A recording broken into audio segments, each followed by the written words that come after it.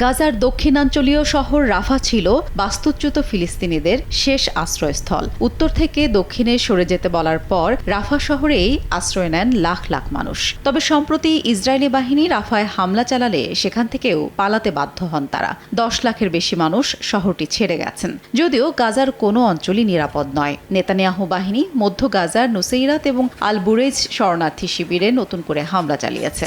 গাজা শহরের জেইতুন এলাকায়ও ব্যাপক গোলাবর্ষণ করেছে ইসরায়েলি বাহিনী। অবরুদ্ধ গাজায় যুদ্ধ বন্ধে শুক্রবার একটি প্রস্তাব উত্থাপন করেন মার্কিন প্রেসিডেন্ট জো বাইডেন। এতে প্রথমে 6 সপ্তাহের যুদ্ধবিরতি এবং পরে ধীরে ধীরে স্থায়ীভাবে যুদ্ধ বন্ধের বিষয়ে বলা হয়েছে। একই সঙ্গে ইসরায়েল কয়েকশো ফিলিস্তিনি বন্দীকে মুক্তি দেবে আর হামাস মুক্তি দেবে ইসরায়েলি জিম্মিদের। বাইডেন যুদ্ধবিরতির প্রস্তাব দেওয়ার সঙ্গে সঙ্গে হামাস ইতিবাচক সাড়া দিয়েছিল। তবে যুক্তরাষ্ট্রের এ প্রস্তাব প্রত্যাখ্যান করেছেন ইসরায়েলি প্রধানমন্ত্রী বিনিয়ামিন নেতানিয়াহু।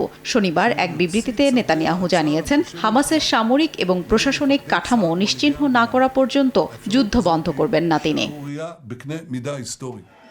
নগদে 500 টাকা বা তার বেশি পেমেন্টে পেতে পারেন ঢাকায় জমিসহ 20 কোটি টাকার পুরস্কার। নেতানিয়াহু বাইডেনের প্রস্তাবে রাজি না হলেও ইসরায়েলিরা জিম্মি মুক্তির দাবিতে যুক্তরাষ্ট্রের প্রস্তাব মেনে নেওয়ার আহ্বান জানিয়েছে। ইসরায়েলের বিরোধী দলগুলোরও এতে সমর্থন রয়েছে। হামাসের হাতে জিম্মিদের পরিবারের সদস্যরাও এই প্রস্তাব কার্যকর করার দাবি জানাচ্ছেন। প্রস্তাবটি মেনে নিয়ে জিম্মি মুক্তির ব্যবস্থা করার দাবিতে বহু ইসরায়েলি শনিবার ব্যাপক বিক্ষোভ করেছেন। এছাড়াও তেল আবিবে নেতানিয়াহু সরকারের বিরুদ্ধে যে নিয়মিত আন্দোলন চলছে সেটিও হয়েছে এদিন। 2 সমাবেশের বিক্ষোভকারীরা শহরের রাস্তা অবরোধ করে এক হয়ে মিছিল করে। তেল আবিবে বিক্ষোভকারীদের ছত্রভঙ্গ করতে জলকামান ব্যবহার করে পুলিশ। হাফসাতুন নেসা, সময় সংবাদ।